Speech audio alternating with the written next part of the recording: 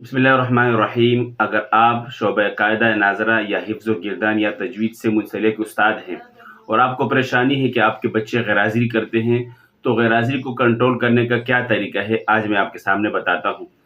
आपके पास अपने बच्चों के सरपरस्त के नंबर होना ज़रूरी है।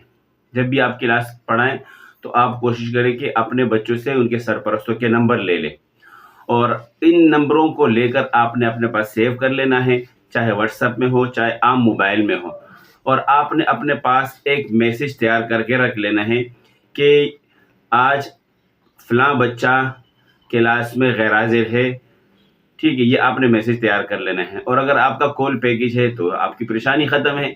जब भी कोई बच्चा नहीं आए, आपने उसके सरपरस्त का नंबर मिलाकर फ़ोन कर लेना है कि आपका बच्चा आज नहीं आया है, इसकी क्या वजह है, आप उनसे हाल अहवाल ले लें।